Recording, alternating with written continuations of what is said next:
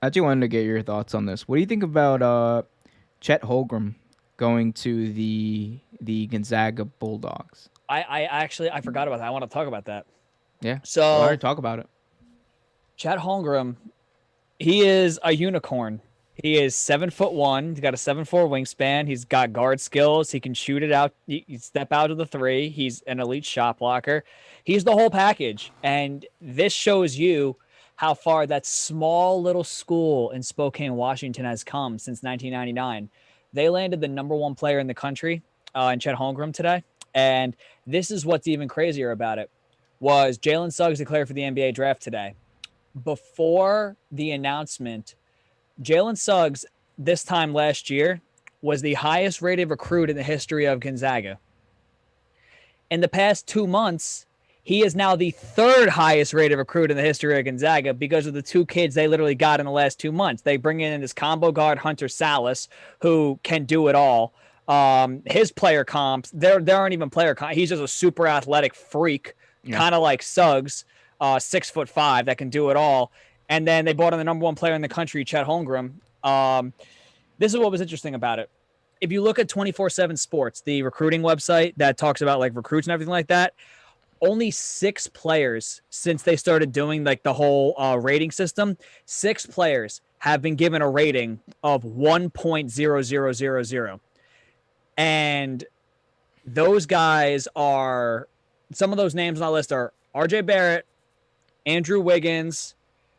I'm trying to think who was just I'll tell you some of the names that weren't on that list though. Anthony Davis wasn't on that list. Carl Towns wasn't on that list. These are guys that are perennial all-stars in the NBA that are big men, and they were not ones. So just so you know, this kid, Chet Holmgren, he's the real deal. And you know what? Gonzaga came up short this year. They're losing Suggs, but they'll reload. And you know what? It's scary to think about this.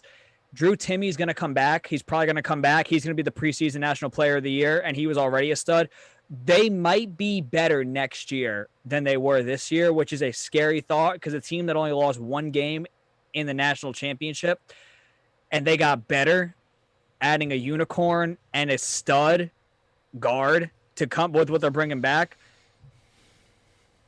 I think Gonzaga's, they might be preseason number one. They might be preseason number one again.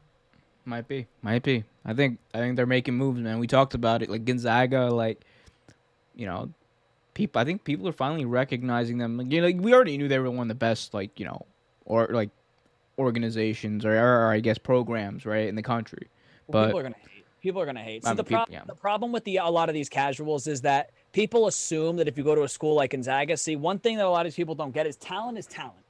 So no matter where you go to school, if you're talented, talent is talent. Derrick Rose went to the University of Memphis and was the number one pick.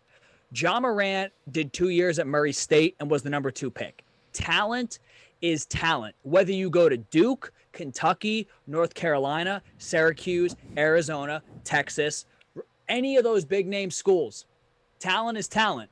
So a kid like Suggs going to Gonzaga, Hunter Salas going to Gonzaga, now the number one overall player going to Gonzaga.